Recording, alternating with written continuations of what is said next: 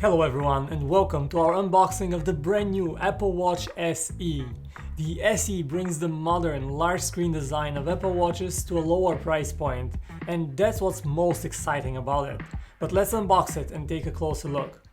The box is a bit bigger than your typical smartphone box, and unboxing it is super easy thanks to the convenient pull tabs, so the box unfolds like a little origami, revealing a colorful design underneath.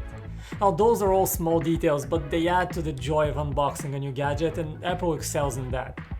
Inside the box you have two more boxes. One of them houses the Apple Watch itself, and the other box is for the band. Let's start by unboxing the watch first, and here it is. The Watch SE doesn't have that small fabric pouch in the box like the Series 5 had, but we guess that had to do with the lower price, and we just have a nylon covering. Let's put the watch aside and see what else is in the box. And it's not much. You have the magnetic charger, and it's the same one as on all Apple Watches, no difference here. But you probably noticed that there is no wall charger included this time around. Apple just assumes that people these days have a spare charger around and says not including a charger saves a ton of waste. But if you don't have one, you might actually be a bit annoyed by this.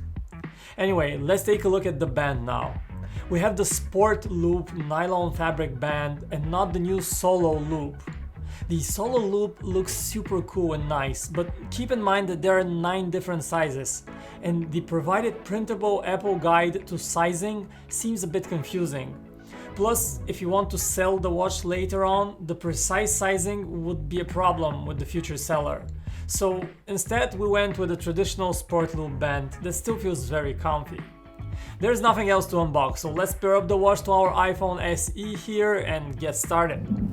The process does take around 5 minutes, so you need to be patient until everything is set up and the watch syncs to your phone.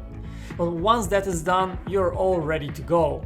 Apple continues improving upon watchOS with cool new watch faces that are both functional and look good. So let's quickly scroll through the new additions. You have the Meridian watch face as the default one, and it strikes a good balance between information and style. And then you have new additions like the gorgeous typograph watch face. Then you have the GMT watch face that shows you the difference with another time zone, which is handy if you're often switching time zones. Or if you want to be different, you can try the new artist watch face with modernistic artwork. Or the cute and funny Animoji watch face, my personal favorite. It has your favorite Animoji character entertain you every time you raise your wrist to see the time. Now, as for the specs and the technicalities, the Apple Watch SE is all about that lower price. This 44mm version that I have here costs just $310 US, cheaper by more than $100 than the Apple Watch Series 6. The 6 has the more powerful processor that helps Apple get higher screen brightness, and it also has the blood oxygen level sensor, as well as the function of electrocardiograms or ECG. These two health features are missing on the SE, but you still have a heart rate measurement. And then you also don't have the always-on display, one super cool option, so you have to flick your wrist to see the time every time. But for all else, this new Apple Watch SE feels great at first. It's fast, it looks good, it looks like a familiar Apple Watch. Then that's a perfect companion to your iPhone for fitness or notifications. Now, I'll give you the full scoop in our upcoming review. But meanwhile, let me know if you think the Watch SE is the one for you, or do you think you really need to spend extra and get the Series 6 instead?